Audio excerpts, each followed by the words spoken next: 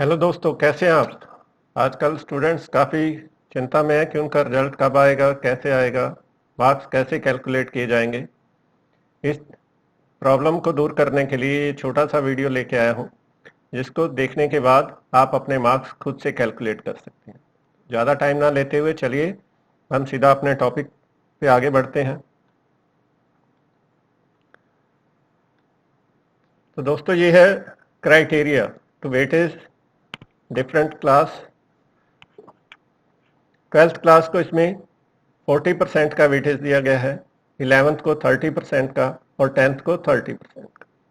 12th class में 40% किसी unit test को भी दे सकते हैं, मिड टर्म और प्री बोर्ड को, या सभी को मिला के उनका एवरेज लेके भी उसका 40% ले सकते हैं, या किसी दो को मिड टर्म और प्री बोर्ड, या mid term unit test pre board, किसी को भी लेके उसका एवरेज निकाल के 40% ले सकते हैं। अब ये डिसाइड कौन करेगा? ये स्कूल लेवल कमेटी डिसाइड करेगी, जिसका चेयरमैन प्रिंसिपल रहेगा, 2 सीनियर मोस्ट टीचर मेंबर होंगे और 2 नियर बाय सीबीएसई स्कूल के टीचर 2 मेंबर रहेंगे। वो मिलकर डिसाइड करेंगे कि किसको इसमें कंसीडर करना है, फाइनल रिजल्ट को, प्री बोर्ड को, फाइनल तो बनना है सॉरी, प्री बोर्ड को, या मिड टर्म या यूनिट टेस्ट, या 2 को, या एक से ज़्यादा किसी को भी। इसके बाद 11th क्लास, इसमें जो फाइनल एग्जाम हुए थे आपके, उसके विदाउट प्रैक्टिकल मार्क्स को कंसिडर किया जाएगा, उसका 30%। 10th क्लास में जो आपके मेन 5 सब्जेक्ट्स थे, उसमें से बेस्ट 3 सब्जेक्ट्स को लिया जाएगा, उसका मीन एवरेज लिया जाएगा और उसके बाद उसका 30% निकाला जाएगा, जो सभी सब्जेक्ट्स को वेटेज दिया जाएगा। आइए इसको आगे और क्लियर करते हैं। थ्योरी बेस्ड मार्क्स 80, 70, 60, 50 या 30 हो सकते हैं। Marks of practical, 12th class का जो इंटरनल असेसमेंट या प्रैक्टिकल मार्क्स, वो ऑलरेडी अपलोड हो चुके हैं, इसलिए वो एक्चुअल बेस पे ही काउंट किए जाएंगे। और आपका जो रिजल्ट है पास्ट 3 इयर्स के रिजल्ट में जो बेस्ट रिजल्ट है उसके साथ भी कंपेयर किया जाएगा।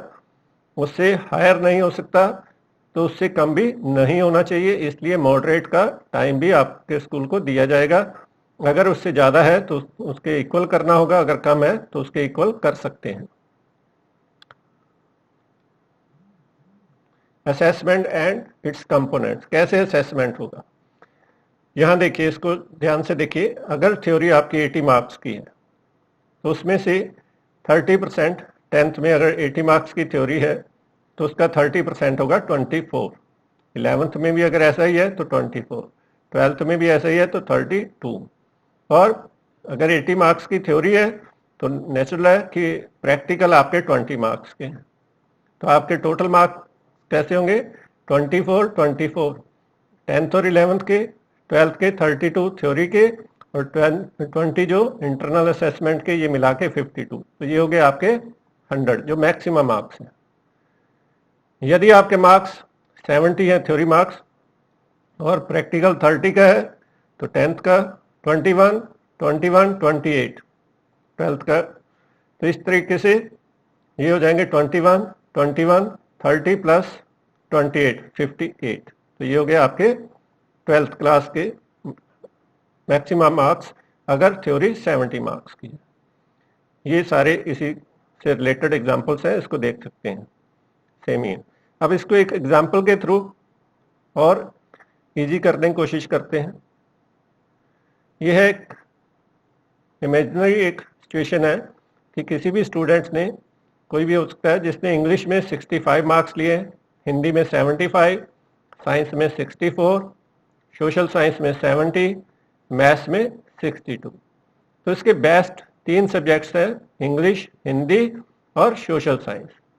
इन तीनों को प्लस किया, 65, 75, 70, तीनों का प्लस करने के बाद आ गया 210 और उसका मीन एवरेज आया 70। तो 70 का 30% कितना होगा? 21। तो ये 21 आपके पांचों सब्जेक्ट्स में ऐड हो जाएंगे। अभी 11th पे चलते हैं। आपने लिया English, Hindi, physics, chemistry, bio. आप कोई भी 5 सब्जेक्ट्स, अगर आर्ट्स के स्टूडेंट्स हैं तो यहाँ इकोनॉमिक्स, ज्योग्राफी, हिस्ट्री या जो भी उनके पास सब्जेक्ट्स हैं वो ले सकते हैं। अब उनके ये मार्क्स, फॉर एग्जांपल इंग्लिश में 65 है तो उसका 30% आएगा 19.5, लेकिन हमने यहाँ राउंड ऑफ कर देना है।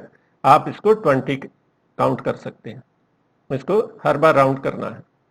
हिंदी में 65 है तो 20, 55 है तो 17, 65 है तो 20, 60 है तो 18। तो ये हो गया आपके 11th के बाद। अभी आ गए 12th की बात। 12th में आपने फॉर एग्जांपल 70 लिए हैं तो उसका 40% 28, 60 लिए हैं तो 40% 24, 65 लिए हैं तो 26। तो ये आ गए आपके 12th के मार्क्स। और इसी के साथ ये आपके आगे प्रैक्टिकल या इंटरनल असेसमेंट के मार्क्स। अब आपको इन चारों को प्लस करना है, 21, 20, 28, 18। ये चारों को प्लस करने के बाद आपके पास आ गया 87।